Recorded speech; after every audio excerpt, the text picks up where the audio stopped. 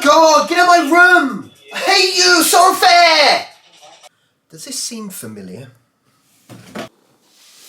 If it does, it's because you're seeing the same traits in your teen or tween because it happened to you when you was that age. Same as me. And it really doesn't matter the scenario. Steve, I've booked our tickets to Walt Disney World. We're going right now. It's so unfair! Why is all this happening?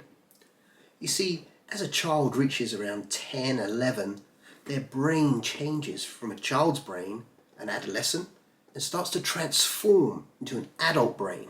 And the change begins at the back, which is where all the energy is being pushed to. And that's responsible for speed of processing, your working memory, storing facts, and things like that.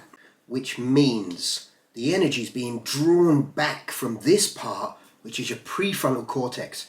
And that's responsible for your executive functioning. Things like reasoning, common sense, making good decisions. But what about when they just get moody, over emotional? What's happening right now? Oh, hi Kyra, how are you doing today?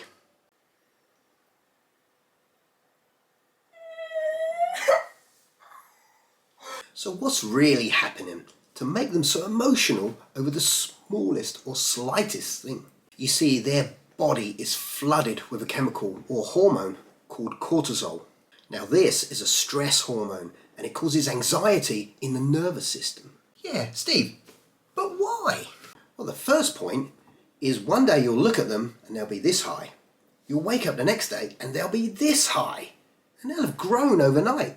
Now can you imagine the pain, the growing pains? Do you remember growing pains? What it takes, what it's going to feel like in order to grow that. Well, cortisol is also a pain inhibitor.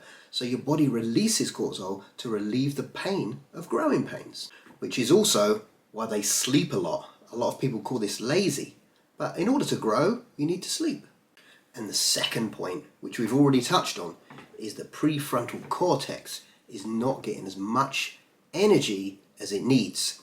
And being responsible for common sense, decision making, and emotional regulation, they can now easily fall too far into the emotional side, causing anxiety, causing stress, releasing cortisol. So you're finished. Do you mind taking your plate out for me? God, do I have to do everything?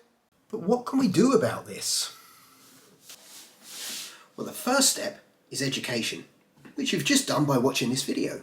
Now, there's two really great drills I use in my martial arts school to really help this age group. And the first one we use is an aerobics, which triggers more positive neurotransmitters in the brain. The easiest way to describe this is, for example, let's say do 10 push-ups. And when we do 10 push-ups, we're going to count 10 counties, 10 countries, 10 Star Wars characters. And this is really going to help their brain integration. And if it's not push-ups, you can do things like punching pads, count the Star Wars character 1, 2, 3, 4, county 1, 2, 3, 4. Or you can play bat and ball. Every time you hit the ball, you say the character, say the county, say the country. And the second one is choices. In my martial arts school, I always give them a choice of what exercise they want to do, etc., etc. But at home, we can always say, hey, what do you want for food today? Where do you want to go today? What movie do you want? What's your choice of activity you want to do today? But it can lead to this. So Kyra, what would you like for dinner today?